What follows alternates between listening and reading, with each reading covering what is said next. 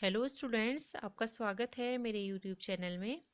आज मैं आपको बताने जा रही हूँ कि दो आकृतियों के संयोजन से जो आकृति बनती है उसका जो है आयतन कैसे ज्ञात किया जाता है। इससे पहले भी मैंने इस प्रकार के वीडियो बनाए हैं, तो ये उसका जो है 5वां क्वेश्चन मैं यहाँ पर ले रखा है मैंने। ये क्वेश्चन बहुत इंपॉर्टेंट है और बोर्ड परीक्षा में कक्षा 10 की पूछा भी जाता है। तो चलिए देखते हैं इस क्वेश्चन को कि एक ठोस लंबवृत्तीय बेलन जिसकी ऊंचाई 10 सेंटीमीटर और आधार की त्रिज्या 6 सेंटीमीटर है, और इस बेलन से उसी ऊंचाई और आधार का एक लंबवृत्तीय शंकु काटकर हटा दिया जाता है। शेष ठोस का आयतन बताइए। ठीक है, तो यहाँ पर क्या करना है, आपको शेष ठोस का आयतन बताना है। लेकिन सबसे पहले ये देखना है कि जो आकृति आपकी बनी है वो क्या है। यहाँ पर एक बेलन यहाँ पे बना रखा है। सबसे पहले आप एक बेलन बनाइए। अब बेलन की जो है नाम मेंशन कर देते हैं हम कि किस तरीके से हमने बेलन लिया है। जो इसका ऊपर का भाग है यहाँ से यहाँ तक इसकी वो व्यास कहलाता है। mn जो है व्यास है। ठीक है, ऐसी जो नीचे का इसका भाग है, ये वृत्ताकार भाग है, इसमें BC हमने नाम दे दिया, इसको B यहाँ दे दिया, C यहाँ दे दिया। BC भी इसका व्यास है। अब यहाँ पर इसका जो है व्यास का ठीक आधा जो मध्य भाग है व्यास का, यानी कि व्यास का जो आधा हम लेंगे। यहाँ पर एक पॉइंट हमने ले लिया A और नीचे की ओर एक पॉइंट ले लिया O। ठीक है, तो AN जो है हमारा, ये क्या होगा, इसकी त्रिज्या होगी। अब चूंकि यहाँ त्रिज्या दी हुई है 6, तो AN 6 हो गया और नीचे OC भी क्या हो जाएगा, 6 हो जाएगा। ठीक है, OC भी 6 हो गया और ये दोनों बराबर ही हुए। अब A और O को मिला लीजिए, ये इसकी ऊंचाई कहलाएगी बेलन की H। ठीक है, ये NC भी H होगा, MB भी H होगा, यानी कि ये ऊंचाई जो है सब यहाँ सब ओर से ये बराबर ही होगी, क्योंकि ये भी उतनी है, ये भी उतनी दूरी है, ये भी उतनी दूरी है। ठीक है, तो H बराबर 10 हो गया।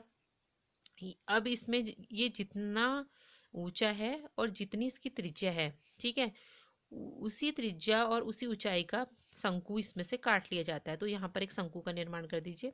यहाँ से इसको पॉइंट को यहाँ मिला दीजिए, इस पॉइंट को यहाँ मिला दीजिए। ठीक है, यहाँ पर एक शंकु बन गया, क्योंकि सेम जो है त्रिज्या और ऊंचाई का शंकु है।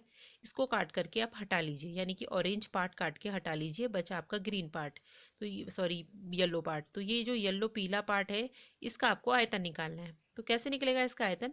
सबसे पहले आपको बेलन का आयतन निकालना होगा, फिर आपको शंकु का आयतन निकालना होगा, फिर बेलन में से आप शंकु का आयतन घटा दीजिए, तो बाकी जो बचा वो शेष भाग कहलाएगा। ठीक है, तो ये इस तरीके से हमने यहाँ पर सब लिख दिया है मैंने। यहाँ पे ध्यान दीजिए आप।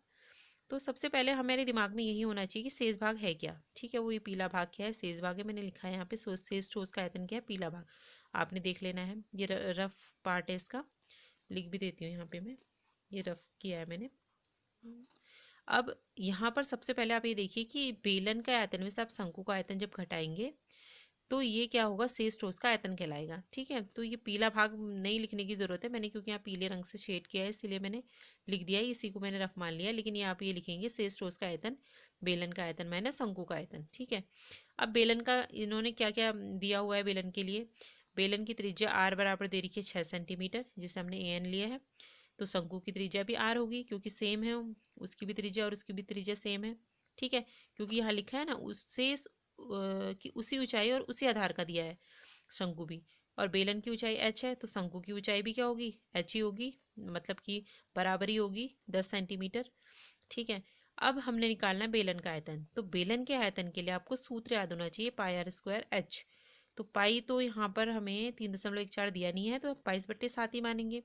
आर का वर्ग का मतलब है, आर का मान रख दीजिए 6 गुणा 6, 2 12 हो जाएगा। एच का मान 10।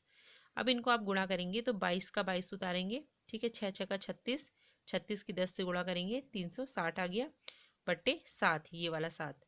ठीक है, अब इन दोनों की आप गुणा कर दीजिए तो आएगा 7920/7 सेंटीमीटर क्यूब, सेंटीमीटर की घात 3। ये बेलन का आयतन हो गया। ठीक है, क्योंकि आयतन को हम घन सेंटीमीटर में दिखाते हैं। घन सेंटीमीटर पढ़ेंगे, सेंटीमीटर की घात 3 लिखेंगे। ठीक है, ये घन सेंटीमीटर भी आप लिख सकते हैं। शंकु का आयतन ज्ञात करेंगे आप। अब शंकु का आयतन क्या होता है, बेलन के आयतन का 1/3 होता है, ऐसे भी याद रख लीजिए। तो 1/3 पाई आर स्क्वायर एच। अब जितना इसका मान आया पाई आर स्क्वायर एच, इतना डायरेक्ट लिख लीजिए आप और 1/3 कर लीजिए। अगर नहीं समझ में आ रहा है तो 1/3 करिए, फिर पाई आर स्क्वायर एच हम फिर से लिख लेंगे। तो आप देखिए वही मान है, सेम वही मान है, तो वही आएगा। तो लेकिन यहाँ पर लिख लीजिए आप, ठीक है। अब 3 से 6 को काटेंगे तो 2 बार कटेगा, ठीक है। उसके बाद 22 गुणा 2 44 हो गया, 10 छक्का 60 हो गया, इन दोनों की गुणा करी 2640 आया और बट्टे 7 आ गया, ठीक है। ये भी सेंटीमीटर क्यूब आ जाएगा या घन सेंटीमीटर। अब शेष ठोस का आयतन क्या कहलाएगा? शंकु बेलन का आयतन माइनस शंकु का आयतन। इससे इसको घटा लीजिए। अब देखिए हर क्या है, समान है, 7 और ये भी 7, तो बट्टे 7 लिख लीजिए नीचे और ऊपर के अंश को घटा दीजिए। घटा के आएगा 5280 बट्टे 7। तो इसका आंसर इतना आ गया घन सेंटीमीटर में। अगर आप इसको मिश्रित भिन्न में चेंज करना चाहते हैं तो आप इसको मिश्रित भिन्न में चेंज कर सकते हैं, ठीक है। तो ये आ गया आपका 754 से ही 2/7 घन सेंटीमीटर, ठीक है। और आप दशमलव में भी लिख सकते हैं इसको।